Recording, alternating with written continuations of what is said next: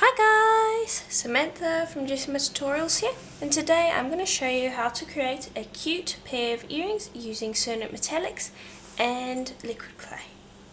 So you can see in front of me here that I have my skinner blend all laid out, and these are the ceramic metallic colours mentioned in the supplies.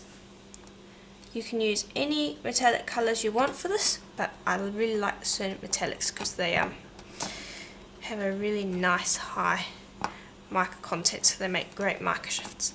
Now if you're looking to buy ceramic metallics in America, check out Linda's Art Spots. She's got some great clays there, and she's got a lot of ceramic metallics there, about all of them I do believe. And if you're looking to buy them in Australia, check out Over the Rainbow, and if you're looking to buy them in Europe, check out Happy Things. Now I'm going to do a skinner blend with these. If you haven't already seen a skinner blend, please check out my video. I will have a link to that in the links below. Okay, and here is the blend. Now what I want to do is I just want to shorten this because I want it to fit across this surface area. So it needs to be a little shorter, so we'll just fold it like so. Fold it again like so, and if you have a little bit, just take that off, and then just press down on it and bring it up, squish it up so that it starts to shorten that blend.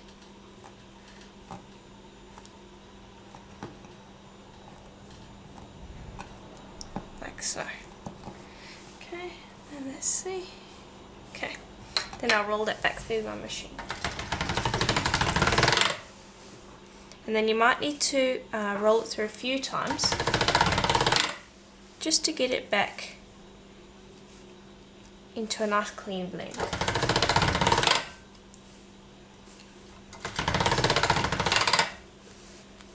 Like so. Okay, and then let me check if that fits. Yes, fits perfectly. Okay, so now we're ready to do our mica shift. Now you can use any stamp that you want. I'm going to be using this really nice silicone stamp of mine. I'll provide a link to that in the links below. Let me just zoom it out a little bit. I'm going to put the nice side down, and then I'm just going to be using a sponge, or you can brush the front with cornstarch as well so it doesn't stick to your fingers. And you don't need to worry about brushing it into the stamp because that is stick free. And then just use your sponge to press down all the way through. Okay, and here is what you should end up with, almost like a flameish texture. Okay, and now I've got a little bit of cornstarch on the front here because I decided to use cornstarch on the back instead of a sponge, so it's a little, we'll see if I can get it to stick before we do our mica shift. So I've given it a quick wipe down, and so now we are ready to do our mica shift. So just place this down here so you can see, and then very gently press on top. Don't press so hard that it flattens it out, but just press enough that it's going to stick down onto your tile.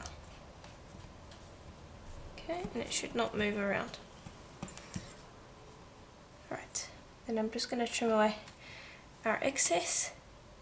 And now these are basically pure colour, so you can put that back into whichever cernit packet you used. And this is still a skinner blend, so just take that, pop that on top of that one, and then you can use that as a skinner blend later. Now just make sure that it's stuck down still. Okay, and then we're going to take a nice thin flexible blade. You can see it moved there. Don't want that. So we want to shave off the top part of our texture. And just be slow and methodical with this.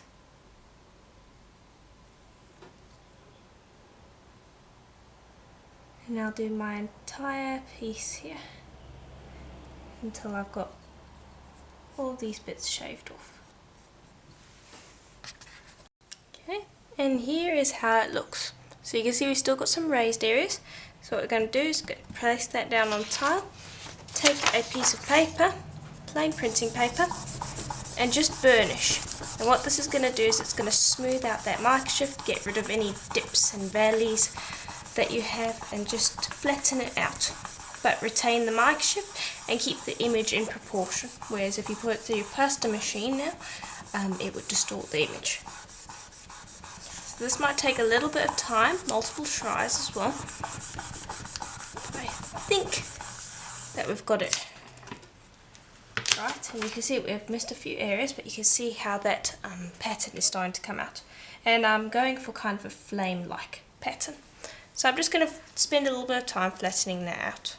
Alright, and we're done. So I'm just going to scoop that up. Here's what the original mica shift looks like, and here's what the finished mica shift looks like. Looks really nice. So now the next step is going to be to assemble our piece. So I want you to grab a tile that can fit inside your oven. So here's my tile, because I need one that's going to fit inside my oven. And I want you to take this mica shift, and I want you to stick it down like so, and cut in half, and then on the other side of your tile stick that down so that they're well out of the way of each other. And then just make sure you've got it smoothed down properly. Okay, and then I'm going to be using a Lucy clay template, and it is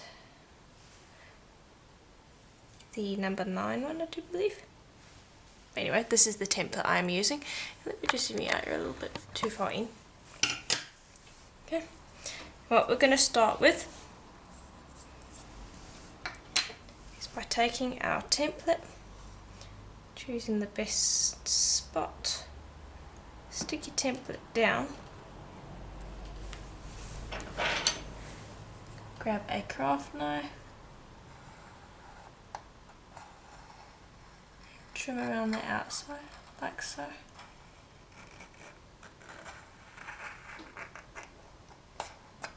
Okay.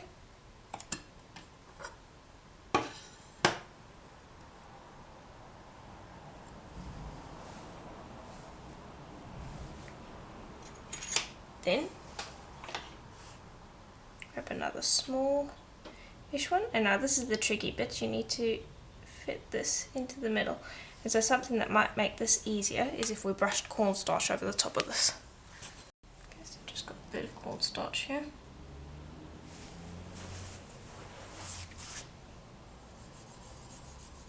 Just brush that over the top, and it's not going to affect your final piece, don't worry about it. It is going to cloud it a little bit, but all that's going to do is it's going to provide a barrier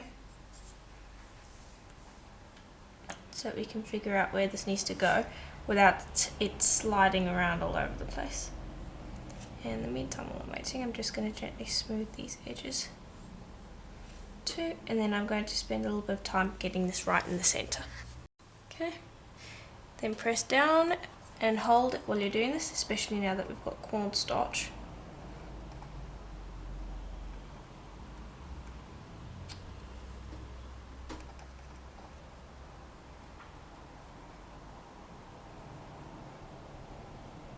Okay.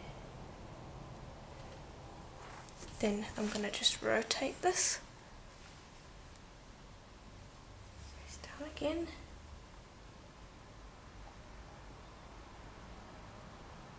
Just go very slowly.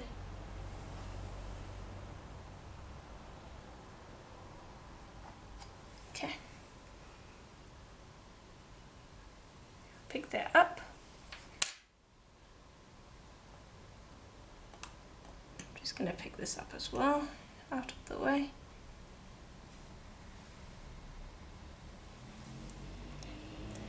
And there we are. Smooth your sides. Now I'm going to twist it back around to my side so that I can see. And basically what we're doing on the side you'll repeat here. Okay, I'm just going to bring over a piercing pin. Just going to make sure that these sides are all smoothed.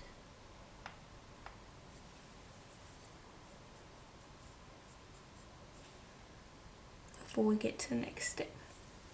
Okay, and now the next step is completely up to you. You can do whatever you want with the liquid clay.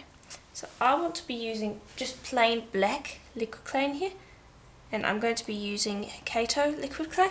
And now again, if you're looking for Kato liquid clay in America, you can get this at Linda's Art Spot. And Over the Rainbow and Happy Things for the other countries. Okay, there we are. I'm just going to leave that like that. And I'm just going to bring over a little rubber sculpting tool, just so that I'm not going to hurt the edges of my piece when I touch them. You could use a piercing pin, but the risk is that you could accidentally pierce the sides of your clay because it is still raw. I'm just going to brush that liquid clay all around to the edges. Now, because we've put the clay on here and because it's so well stuck to the tile, the theory is that the liquid clay won't seep underneath, but that only works if you've stuck it down properly. So when you are smoothing your piece of clay to your tile, make sure that you do a good job, because if it isn't stuck properly, your liquid clay will seep underneath your clay, and we don't want that. There we are. Then that will self-level. Okay, let's see how that looks. I like that quite a bit. And then we're going to pour resin over that once it is baked. Now I'm going to repeat on the other side over here. And just before we bake this, I just want to say that you need to bake it for a full hour at Cernet's recommended temperature. And then when it is done, you want to let it cool completely before trying to lift it off of the tile, because if you try to lift this while it was still warm, the liquid clay has a tendency to rip. So you want to let it cool completely before lifting it off your tile.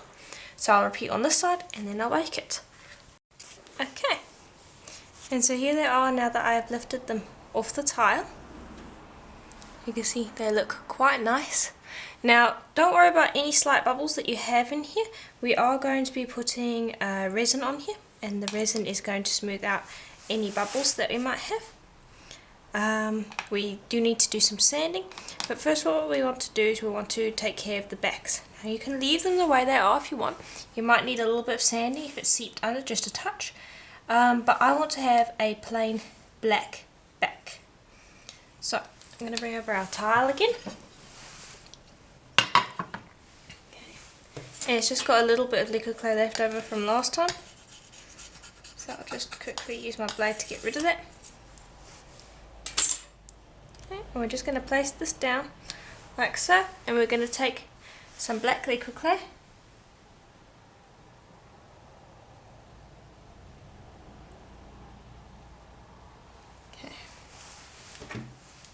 I'm going to move that out of the way, and then we're just going to gently brush that over the surface, almost the same way you would with liquid clay. And you want a thick enough layer that you're not going to be able to see any of the cernet showing through. Okay,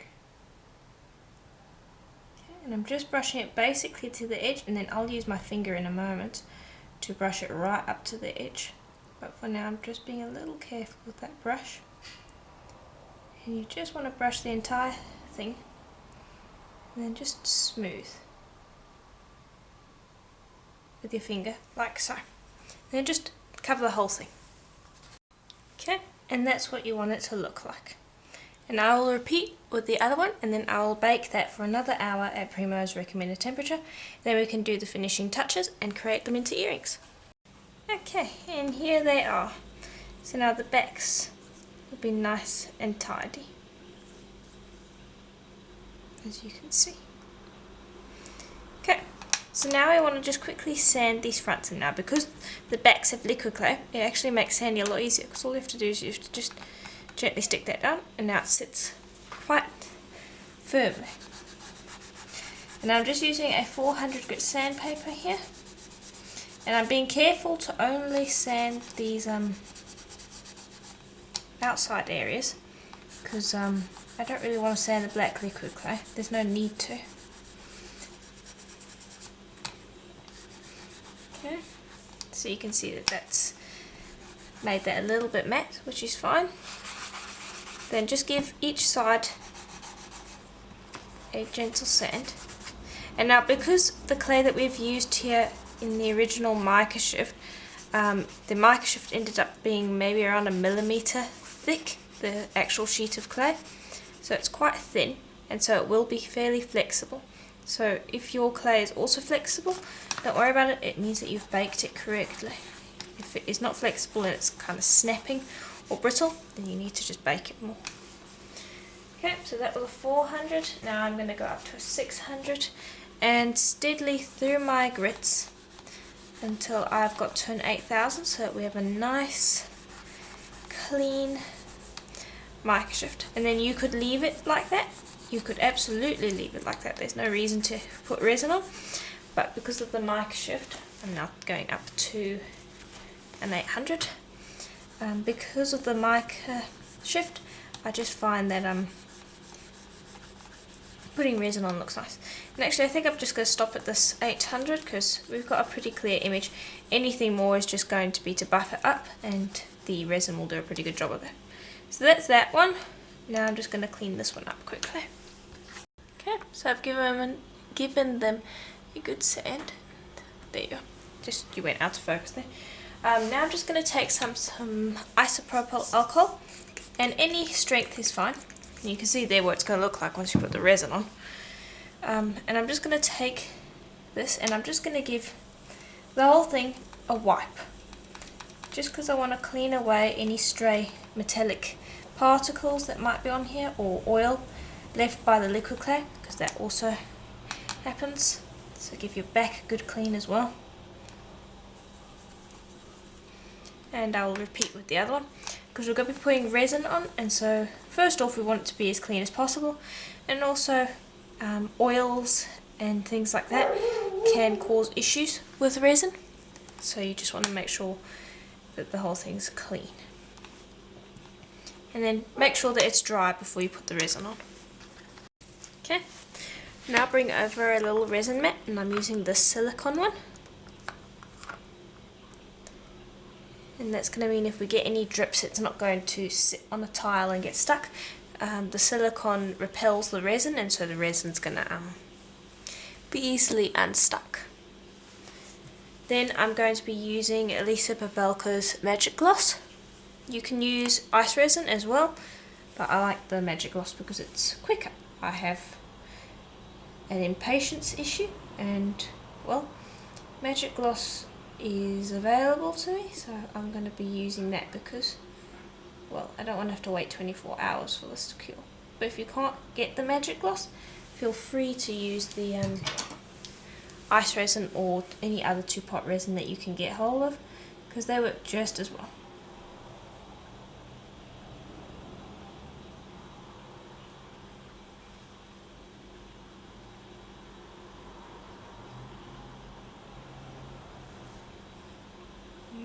You're just going to spread that. And now the Magic Gloss likes to pull away from the edges, so you might need to add a bit more. So I'm just going to spread it to the edges, and you can see how beautiful and bright that makes that mica shift. And then if I need to add more, I will add more. So I'll come back once I have added enough Magic Gloss. Alright, and here they are. And you want to make sure that you've popped all of the bubbles before you put them in the UV lamp. And then I'll leave them in the UV lamp for probably around 20 minutes to let them properly cure. And then we can turn them into finished earrings. Okay, so they are out of the UV lamp. Let me just bring them over. And here is what they look like. So just twist those around for you to see how beautiful and shiny they are.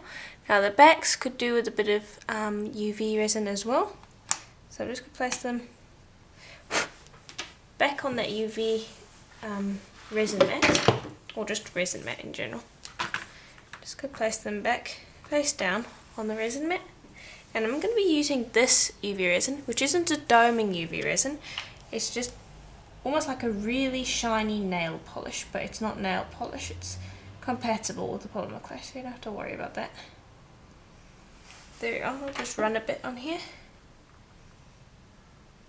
And then just brush over the back. And that will just take the liquid clay and it will just bring it back up to a shiny black.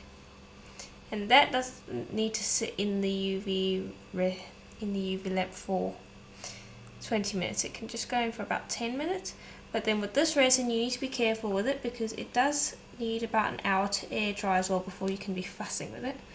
We can finish our earrings, but if it's sticky after it comes out of the UV lamp, don't worry about it. It's just because it needs some time to air dry. I'm not sure why it needs to air dry, but I find that after about an hour out of the UV lamp it is nice and hard like any normal resin. And I might just add a little bit more because I've got some pulling away from the edges. And I'll repeat with the other one, pop it in for 15 minutes, let that air dry a little while, and then we will get on to drilling our piece and assembling. Okay, and here they are out of the UV light. So they're still a little bit sticky, but that's fine. And so we're going to just take our drill now, and now you want to decide whether you want to drill them from this side up here or you want to drill them from this side. And I've decided I want the thin side to be the top of our earring. So I'm going to gently start drilling. You want to push down, but you don't want to push down so hard that you're forcing the drill through. You do want to twist and let the drill do the work for you.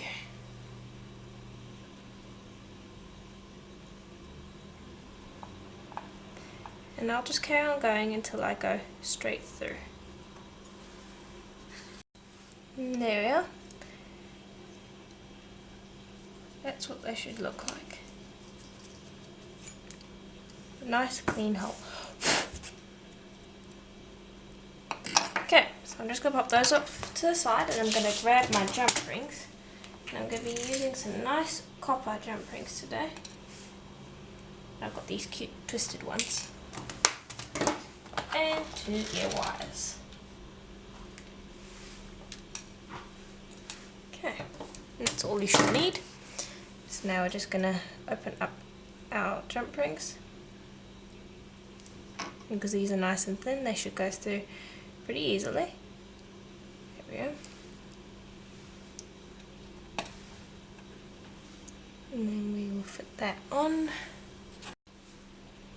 We'll just close that up and fit that back through the hole.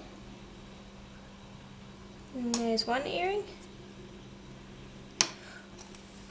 And I'll do the other one quickly. And there we are, all done. Very easy to do. And so you can see how really nice that would look. That looks. And now keep in mind I have done it basically so that it represents flames almost. If you have a look in the description below the video, I will have posted a link to a poem I wrote a few years back that these earrings were inspired by, and I'll have that in the description below the video if you're interested. But keep in mind you can do this in many different colour combinations. A blue and green would look really nice. You could get an aurora borealis look to it if you maybe did some greens, blues and a little bit of purple, so maybe play around with that mica shift a little bit. I would keep the black. I think the black makes a really nice statement, but you could change that as well. And so I do hope that you enjoyed this tutorial. If you did, please let me know in the comments below, and I'll see you in the next tutorial. Bye for now.